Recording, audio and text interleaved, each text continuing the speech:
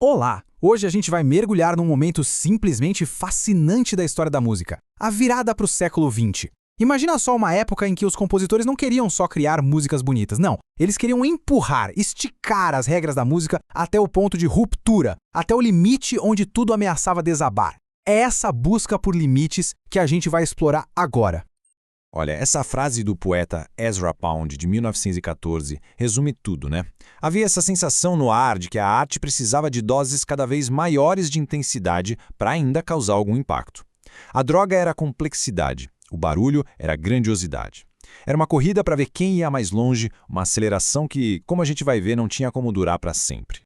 Então, a gente está falando de uma era que ficou conhecida como o fim de século, ou fim de século.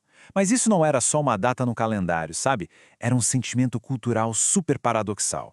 Por um lado, um cansaço, a exaustão de um sistema que já tinha dado o que tinha que dar.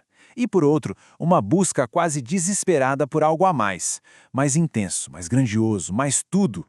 E é nesse caldeirão que nasce o modernismo. Mas ser moderno aqui não era só sobre usar um estilo novo, era uma ideologia. Havia uma crença quase religiosa de que o presente tinha a obrigação de ser melhor, de superar o passado. A arte não podia mais se dar ao luxo de repetir fórmulas, ela tinha que progredir sempre, ir além. Tá, mas como é que se fazia isso na prática? Como é que se alcançava essa superação? Bom, a resposta, principalmente no mundo musical de língua alemã, veio através de uma estratégia bem radical: o maximalismo.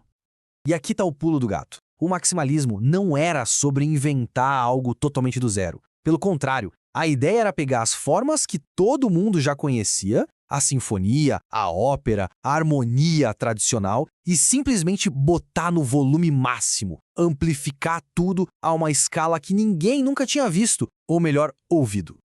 E na prática, isso significava excesso, em tudo. As sinfonias de repente duravam horas. As orquestras viraram verdadeiros exércitos de músicos no palco. A emoção, a tensão, era levada a um ponto quase insuportável. E a harmonia, ela começou a explorar umas dissonâncias tão complexas que a sensação de estar em casa, de estabilidade, quase desaparecia.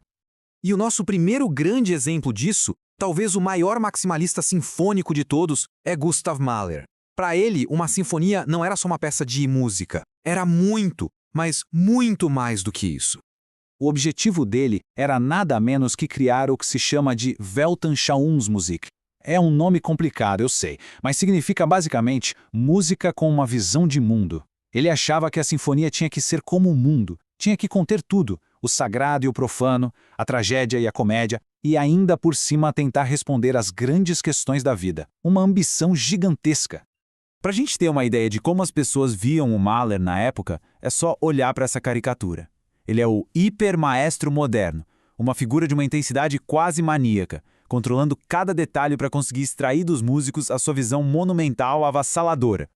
E para a gente ter uma noção do que isso significa na prática, olha só os números da 8ª Sinfonia dele, que ficou conhecida como a Sinfonia dos Mil. 8 solistas, 2 coros gigantes, um coro de meninos. Isso não é uma orquestra, é uma força da natureza no palco. O som que essa massa de gente produzia era algo que o mundo nunca tinha ouvido. Maximalismo em estado puro. Mas não era só tamanho, não. Na sua 10ª sinfonia, que ele não terminou, a gente encontra o limite da harmonia.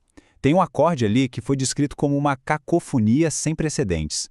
9 notas diferentes tocadas ao mesmo tempo. É uma dissonância esmagadora que expressa uma angústia profunda.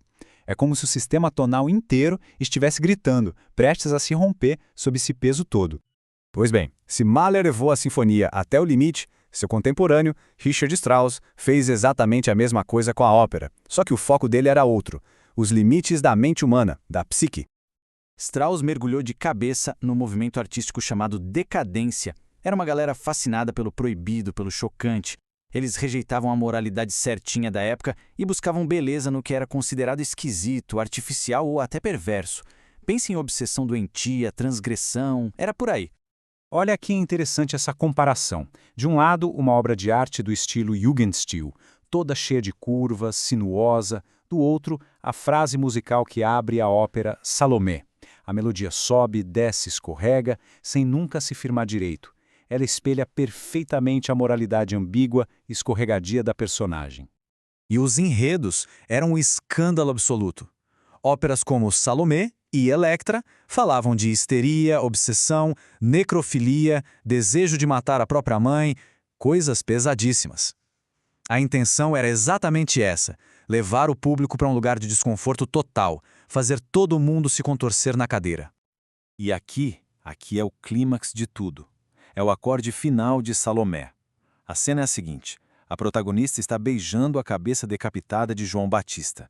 E nesse momento, a orquestra explode numa dissonância brutal, violentíssima. É o som de um ato horrendo. É o ponto exato onde o maximalismo da música e o da psicologia se chocam com tudo.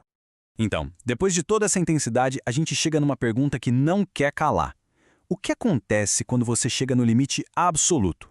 O que vem depois quando não dá mais para adicionar nada, para ser mais intenso? Pois é, a verdade é que o maximalismo, por sua própria natureza, era um beco sem saída. Ao levar o sistema tradicional de harmonia e de forma ao seu extremo absoluto, ele inevitavelmente quebrou o sistema. Simplesmente não havia mais para onde ir dentro daquela lógica. Mas olha que curioso, isso não foi um fracasso, muito pelo contrário, foi um ato de destruição criativa. Ao levar o sistema antigo até o seu ponto de ruptura, Mahler e Strauss, sem querer, acabaram abrindo a porta. Eles prepararam o terreno para a próxima grande revolução na música, para algo totalmente diferente que estava prestes a nascer. E tudo isso nos leva a uma última reflexão, né? Essa busca incessante por limites, por uma intensidade cada vez maior. Onde é que a gente vê isso hoje? Na arte? Na tecnologia? Na velocidade com que a gente consome informação? Talvez a história desse maximalismo musical de mais de 100 anos atrás tenha muito a nos dizer sobre a nossa própria era. Fica aí a provocação.